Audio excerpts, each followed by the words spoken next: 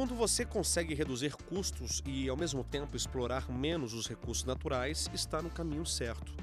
O futuro está próximo e a saúde do planeta vai depender do que a gente fizer agora para deixar um ambiente equilibrado para as próximas gerações.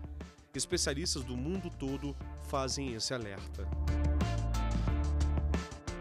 Se economizar já é bom, imagine ao mesmo tempo preservar o ecossistema.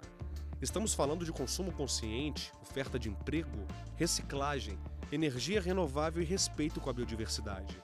E isso tem nome: economia verde. Esse é o assunto do Meio Ambiente por Inteiro desta semana. A Organização das Nações Unidas define economia verde como uma melhoria do bem-estar da humanidade e igualdade social, ao mesmo tempo em que reduz os riscos ambientais e a escassez ecológica. É ter eficiência no uso de recursos, buscar a inclusão social e emitir o mínimo de poluentes. Do ponto de vista da produção, a gente temos que pensar, por exemplo, de abdicar de uma ideia de uma produção linear, onde os produtos são descartados, para pensar numa produção que eles chamam de uma economia circular, que esses produtos possam ser aproveitados no seu ciclo de vida. Então, ou seja, o produto não morre ao parar de ser usado, né? Toda a energia e todo o material gasto no seu processo de fabricação e de utilização, ele vai ser reutilizado em algum momento para outras funções. Em 1992, o Rio de Janeiro foi palco de uma conferência histórica que reuniu chefes de Estado de vários países, a Rio 92. Na época, a economia verde substituiu o conceito de ecodesenvolvimento. 2 décadas depois, na Rio +20, o assunto foi um dos principais temas de discussão. O assunto fazer parte da pauta é importante. A questão é que muitas vezes essa pauta ganha proeminência e em algum momento, com alguns acordos multilaterais ou bilaterais, um ou outro agente, algum outro país sai e diminui a importância do assunto. Isso vem ocorrendo e ocorreu mais recentemente. Então, na realidade, o que a gente imagina é que isso ganhe, não só se mantenha na pauta, mas ganhando maiores apelos, o que não está acontecendo ultimamente. Nossa reportagem também conversou com esta advogada, especialista em direito ambiental. Ela explica que tratados internacionais como os protocolos de Montreal e de Quioto e o Acordo de Paris são fundamentais para reduzir, por exemplo, a emissão de gases de efeito estufa. Se nós formos para analisar grosso modo, é fazer funcionar o artigo 225 da Constituição, em que todos têm direito a um meio ambiente ecologicamente equilibrado, e isso leva em conta inclusive as relações de trabalho. E isso é uma economia que eu poderia dizer como verde. Recentemente, a Organização Internacional do Trabalho divulgou um relatório que revela um cenário otimista para futuros empregos. Segundo a pesquisa, até o final do século, a economia verde deve gerar cerca de 24 milhões de novos postos de trabalho. Essa conta a gente tem que refletir por 2 lados. É importante saber que a economia verde está gerando emprego. Outro ponto importante também que a gente tem que discutir é saber que, na realidade, esses empregos, boa parte desses empregos, é para absorver aqueles que deixarão de existir na economia linear, né, ou na produção linear. A OIT explica que novos empregos vão ser criados com práticas sustentáveis no setor de energia, como, por exemplo, o uso de veículos elétricos e o avanço na eficiência energética de edifícios. O estudo afirma ainda que, em contrapartida, pode haver perda de empregos no Oriente Médio e na África, devido à dependência de combustíveis fósseis e mineração. O relatório sugere também que os países tomem medidas urgentes para treinar trabalhadores nas habilidades necessárias para a transição para uma economia mais verde, prevenindo a pobreza. O relatório da OIT prevê também, nos próximos anos, mais veículos elétricos em circulação. Países como a China, Reino Unido e Japão têm investido cada vez mais na mobilidade sustentável. No Brasil, isso ainda é novidade, mas a tendência é que aos poucos os carros elétricos ocupem as ruas. Em Brasília, os primeiros veículos livres de combustíveis fósseis já estão rodando, mas com uma diferença: eles são compartilhados.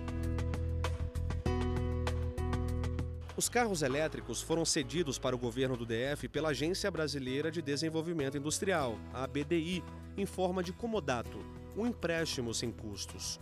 A ideia é redução de custos, né? A gente sabe que o governo do Distrito Federal tem um custo fixo com combustível, com manutenção, e a gente pretende reduzir esses custos com a utilização do veículo elétrico, com o compartilhamento do veículo elétrico, e dar os sinais de mercado necessários para que que essa solução chegue para o cidadão comum, né? Porque é mais do que futuro, é presente. 2 metros e 33 centímetros de comprimento, 1,23 de largura. Esse modelo tem 2 lugares, 17 cavalos e como é bem leve quando acelera, ele responde bem. Nós entendemos que as tecnologias chegam para melhorar a vida das pessoas e até tudo aquilo que é para baixar o custo, zerar despesas e facilitar a vida das pessoas, você pode ter certeza que nós vamos trabalhar pesado para que isso aconteça. Os primeiros testes estão sendo feitos com 20 veículos, disponíveis apenas para servidores públicos do governo do DF. Eles vão usar nas secretarias, vai ter um ponto, eles vão para uma reunião, determinada reunião, usam seu crachá, desbloqueiam o software e compartilham no governo do Distrito Federal. Hoje, o GDF tem uma frota de quase 2.000 veículos próprios e 527 alugados. Eles custam por ano para os cofres públicos com combustível e manutenção 16 milhões de reais. O secretário de Ciência e Tecnologia do DF explica que a ideia é que nos próximos meses a população também utilize os veículos. Eles são importados, cada um custa cerca de 80 mil reais. É fazer com que a população tenha contato com esse carro elétrico, ela possa dirigir esse carro elétrico. Então isso é muito importante, porque não vai estar poluindo a cidade também. A poluição zero desses carros, eles não fazem barulho. O carro elétrico tem autonomia de 100 km, ou seja, é para rodar na cidade, sem grandes deslocamentos. A direção é bem leve, você não precisa se preocupar em passar marcha, é um carro automático e a velocidade máxima é de 80 km por hora. É um carro confortável, menor do que os veículos que a gente está acostumado a dirigir. E o que chama mais atenção é o silêncio. Não há ruído. A bateria sinalizou que vai acabar? Basta encontrar o eletroposto mais perto, o ponto de carregamento. Em 1h30 está pronto para rodar. O carro elétrico talvez seja um dos melhores exemplos no conceito de economia verde. Ele não emite poluentes na atmosfera, tem manutenção barata, usa energia limpa e design futurista. O futuro é o carro elétrico. Eu hoje não penso 2 vezes. Se eu for comprar um carro hoje, eu vou comprar um carro elétrico. Eu ando num carro 6 cilindros, a gente anda em carro 6, 8 cilindros, e eu falei que isso daqui 3, 4, 5 anos vai virar um elefante branco, um trambolhão que ninguém vai querer. No próximo bloco, você vai conhecer um centro comercial que consome quase a metade da água de um prédio convencional do mesmo tamanho. Quer saber como? A gente mostra já já.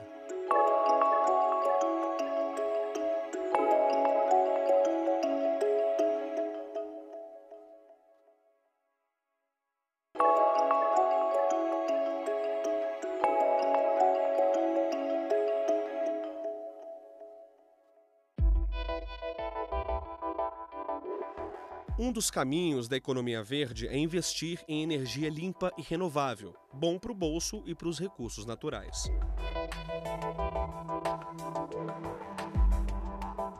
Nunca na história da humanidade, campo e cidade tiveram tanta sintonia. A economia verde é responsável por isso. A busca é por sustentabilidade e baixa emissão de poluentes no sistema ecológico.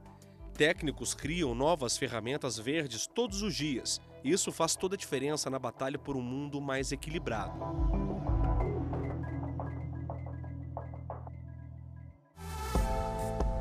Um exemplo é este prédio na área central de Brasília. Nossa reportagem tirou uma tarde para conhecer o primeiro edifício verde com certificação internacional em nível máximo do Centro-Oeste. Cada centímetro foi pensado para trazer bem-estar aos usuários, estimular uma vida sustentável e preservar os recursos naturais. Do lado de fora, os espelhos refletem a cidade. Tudo novinho, com um jardim impecável, que dá as boas-vindas. Conversamos com o gerente de engenharia da construtora. Leandro lembra que a construção civil é uma das principais responsáveis pela geração de resíduos.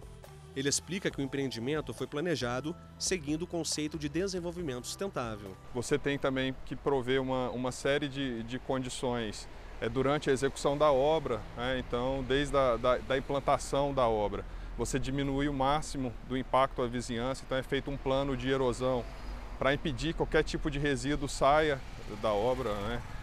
Tem a preocupação também com a questão de ruído, a questão de geração de poeira. Leandro conta que esse já é o terceiro prédio da construtora no Brasil com certificações internacionais que reconhecem o empreendimento como sustentável. Esse, em Brasília, demorou quase 3 anos para ficar pronto. As obras, acredite, não incomodaram ninguém. Durante a fase de escavação da obra, a gente tem no canteiro um sistema de lava-rodas que justamente para evitar que a sujeira, né, saia poluindo a vizinhança. Além disso, também durante a parte de estrutura você tem um sistema lava-bica, justamente para lavar a bica do caminhão betoneiro, para evitar que ele saia respingando. O empreendimento valorizou materiais reciclados e regionais, produzidos num raio de até 800 quilômetros da obra. Com isso você diminui a questão de poluição por transporte também e beneficia a indústria regional. E também o conteúdo reciclado ele é levado em consideração a porcentagem de conteúdo reciclado que os materiais que vão ser empregados na obra têm também. Entramos no prédio. Ele está vazio, disponível para locação. Encontramos uma estrutura moderna, sustentável e altamente tecnológica. Agora, quem nos recebe é Robert Paulo, gerente de infraestrutura da construtora. Ele explica que, se comparar com um edifício comercial comum, a economia de energia elétrica daqui chega a mais de 30%. A gente possui, ao longo do pavimento, alguns sensores de luminosidade. Com isso, a gente consegue balancear a iluminação baseada na iluminação natural que vem externa ao edifício com a iluminação artificial de cada uma dessas luminárias. No telhado, 173 placas solares. Simulações feitas pela empresa mostram que elas podem reduzir em até 15% a conta de energia. O prédio tem 15 mil metros quadrados e capacidade de receber uma empresa com até 1.000 funcionários. Ele pode ser resumido em 3 palavras: conforto, economia e sustentabilidade. Esse é um vidro diferenciado que permite um conforto acústico. Aqui dentro a gente esquece que está na área central da cidade porque é muito silencioso. Já do lado de fora foi instalado um elemento arquitetônico chamado brise. É uma espécie de parasol. Olha só que interessante, ao mesmo tempo que ele diminui a entrada de luz e calor, consegue aproveitar na medida certa a iluminação natural. A fachada ela já bloqueia a irradiação solar com o calor externo para a parte interna. Com isso a gente tem uma carga térmica menor dentro dos ambientes e a gente tem uma alta taxa de renovação do ar. Com isso a gente consegue controlar a qualidade do ar, que também influencia na produtividade dos usuários. A garagem é inovadora, tem quase 300 vagas, algumas exclusivas para veículos com baixa emissão de poluentes ou elétricos, como nós mostramos no bloco anterior. Um dos critérios da certificação são essas vagas, e são as vagas mais privilegiadas, elas estão em volta do hall do elevador. Você privilegia isso, é uma questão de responsabilidade ambiental também. Agora vamos falar de água. Aqui o consumo é quase 50% menor. O que desce da torneira para o ralo é usado para irrigar o jardim. As descargas são a vácuo, parecida com as de um avião que utiliza até 90% menos água. Agora, o Robert Paulo nos leva para esta central a vácuo, onde vem todo o esgoto do prédio. Como a gente tem um esgoto mais condensado, a gente usa menos quantidade de água para diluir esse resíduo sólido. Quando ele vem para cá, ele é triturado e descartado para a rede da Caesb.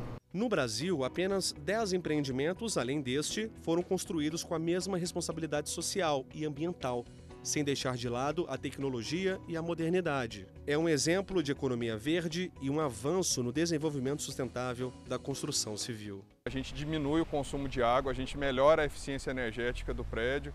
Isso também representa uma diminuição direta nos custos de operação da edificação. Nós acreditamos que a economia verde, ou a sustentabilidade, desenvolvimento sustentável, economia ecológica, economia circular, chegou para ficar e aperfeiçoar o nosso sistema de produção. Essa automação, que vai buscar novos perfis de emprego, novos perfis de profissionais, vai contribuir para que essa economia, de alguma forma, também se estabeleça de uma maneira mais rápida.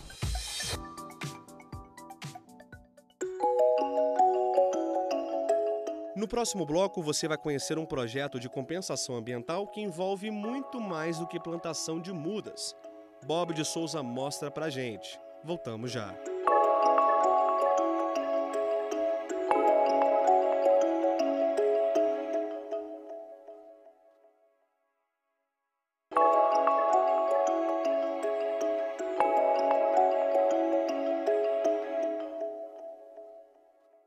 Abrimos o terceiro bloco do programa, lembrando sempre que, em termos de economia verde, ninguém deve esquecer que é preciso agregar valor a uma terra que foi devastada. Isso aconteceu exatamente aqui na Floresta Nacional. Mas hoje existe um projeto de restauração dessa vegetação que vai sofrer 3 tipos de interferência.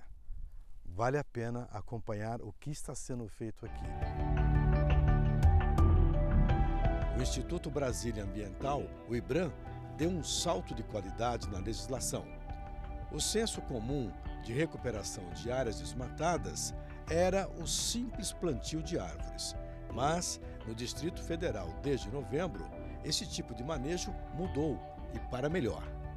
Os fiscais exigem agora que, além das árvores, seja feito também o plantio de gramíneas e arbustos nativos. É o esforço dobrado para garantir um ecossistema saudável. Nossa equipe foi conferir o que está sendo feito na Floresta Nacional, em Braslândia, cerca de 40 quilômetros de Brasília. O trabalho aqui é coordenado pela engenheira florestal Amanda Andrade. A vegetação que estamos vendo foi plantada por semeadura direta, no sistema conhecido por muvuca. Centenas de espécies do cerrado têm as sementes misturadas e lançadas ao solo. Estamos no meio de uma área de 50 hectares, equivalente a 50 campos de futebol. Por que você está reflorestando essa área? Sim, essa área foi originalmente degradada com o plantio de eucalipto, então um plantio florestal, silvicultura. E na década de 80 o eucalipto foi colhido e em seguida a área ficou invadida por capim exótico, né? Principalmente braquiária e o andropógon exótico. E a gente queria justamente aumentar a diversidade de espécies aqui, e aí por isso que nasceu essa oportunidade de restauração nessa área. O trabalho de mestrado de Amanda está sendo tocado aqui, desde 2016, com o apoio de técnicos do Instituto Chico Mendes, o ICMBio. Ao todo, foram lançadas 8 toneladas de sementes, a um custo aproximado de R$140 mil. Durante o ano de 2016, a gente preparou a área por meio de gradagens sucessivas, justamente para ir retirando o máximo possível de capim exótico. Depois disso, a gente fez uma semeadura de cerca de 4 toneladas de sementes de espécies de folha redonda, que são as dicotiledôneas. A gente fez isso mecanicamente, usando trator, com uma distribuidora de adubo, né? A gente coloca a mistura de todas as espécies dentro dessa distribuidora e fez a semeadura em área total. Cobertura de nativas que predomina hoje em dia na área, que foi toda semeada, com principalmente as 2 espécies principais nossas de cobertura, que é o estilosantes e o amargoso. As folhas do capim brilham contra o sol no meio da tarde. Amanda explica que as árvores que vingaram na semeadura direta ainda estão pequenas, porque as características do bioma não permitem um rápido desenvolvimento. O cerrado tem ritmo próprio.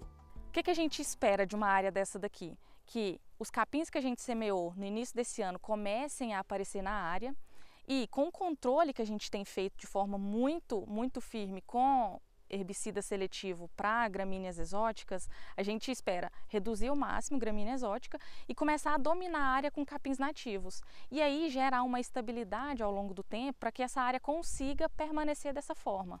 Pergunto a Amanda sobre o custo da semeadura direta em relação ao plantio de mudas. Ela responde que as sementes baixam as despesas, mas ainda é um pouco cedo para se medir com precisão a economia gerada.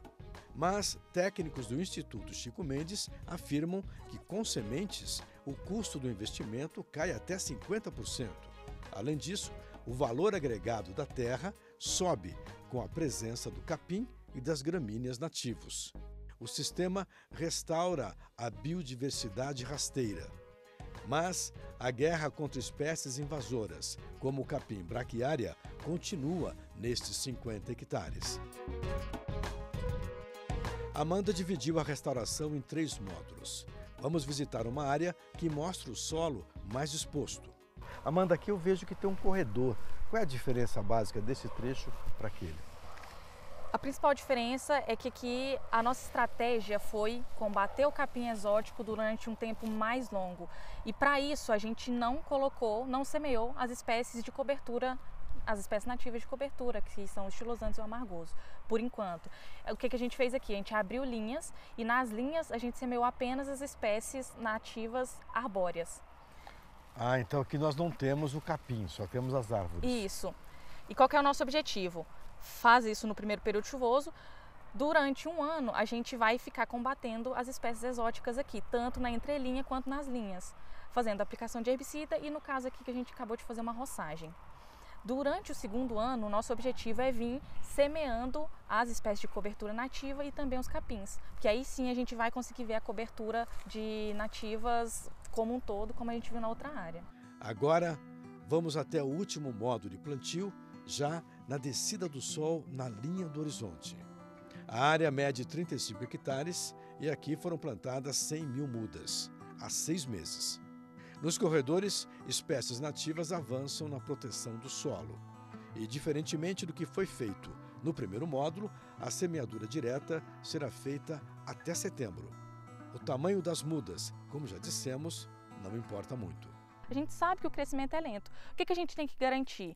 A sobrevivência nos anos iniciais. Porque a gente sabe que durante os primeiros anos elas estão investindo em crescimento para baixo, em crescimento radicular. E com esse crescimento radicular que elas vão justamente buscando reservas mais profundas de água no solo, para depois disso, depois dos primeiros anos, começar a investir em crescimento acima do solo. O crescimento das raízes pode chegar a 10 metros de profundidade e cada bioma tem sua estrutura de sobrevivência. No Cerrado, a existência exige das espécies um trabalho duro. E a rotina do bioma fica bem melhor quando o homem não atrapalha. E uma coruja pode até olhar o pôr do sol sem medo.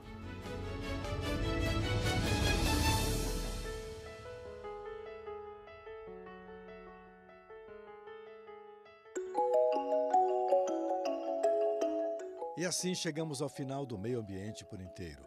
Para rever este e outros programas, acesse tvjustiça.jus.br.